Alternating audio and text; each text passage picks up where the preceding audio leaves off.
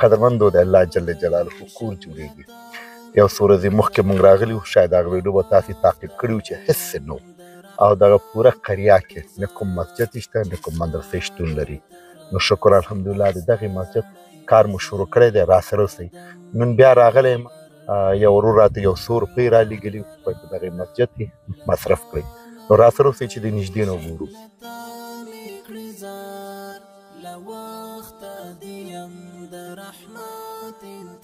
هم تاسې تعقیب کړي وو، ماشاءالله ډېر کار شوی دی. دننه ځو جتو چې تاسې نږدې نه دا وګورئ. نور مخکې به یې دغلته مونځ کولو، یعنې په دغې پوره قریه کې بل مسجد شتون نه لري، بل مسجد نشته. نو اوس هم دا شروع کړو. دا وګورئ ماشاءالله ډېر غټ ځای مو نیو. وعلیکم سلام. دا ګورئ قدرمندو دغه برنډه ونیوله او مخنی مسجد خو بیا یو ځل بیا تاسو ته ښیم چې دغه و. نو دغه لوښي موښي په سر کې اچولي وو، نو یو داسې ځای جوړ کړی، دغلته به یې مونځ کولو. دا ګورئ نور انشاءالله دا به شهیدوو او دغه به آبادوو. نور راشئ دننه راسره اوسئ. دغه کار هم دې پورې رسولی دی. تاسې خپله وګورئ چې دغه دوه مرستې ما ته راغلي وو چې یو محمد عثمان ورور پیسې رالېږلي وو. دا ضمن کې په کلیفورنیا کې د پشیانو کومه ټولنه چې وه هغوی 1400 روپۍ ډالر مخکې رالېږلي وو چې په دې مو مصرف کړل.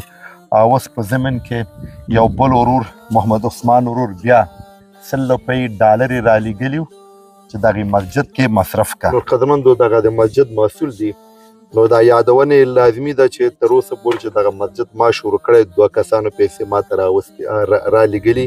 محمد عثمان ورور لومړی مرسته رالېږلې وه، بیا ضمن کې په کلیفورنیا کې د پشیانو ټولنه وه چې څه کم 1,00,000 روپۍ افغاني هغه رالېږلي چې هغه ما په تاسو سپارلي وو که نه چې 2 کسانو راغلي وو. نو دغه بیا محمد عثمان ورور 100 روپۍ ډالر یې رالېږلي وو. زه به په تاسو دغه وسپارم. 1 2 3 4 5 6 7 دا محمد عثمان ورور رالېږلي وو، په دغه مسجد کې ورکړه. سید ورور امانت ورسېدو. دغه محمد عثمان ورور ته لاسونه جګ کړئ او دعاګانې وکړئ.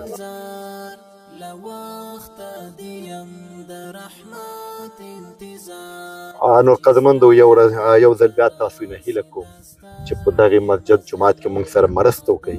ما مخکې م یادونه وکړه چې په دغې ټوله قریه کې نه کوم مسجد نه کومه مدرسه ده، او ماشاءالله د مونځ کوونکو تعداد هم دغلته ډېر سخت زیات دی، ټول مونځ کوونکي دي، او په ضمن کې 100 ماشومان دي چې د دغې قریه نه بیا بل قریه ته ځي د قرآن پاک زده کړه کوي چې یعنې په مشکل کې دي. نور هیله کوم چې موږ سره مرسته وکړي چې دغه مسجد آباد کړو. اجازه راکړئ. الله حافظ.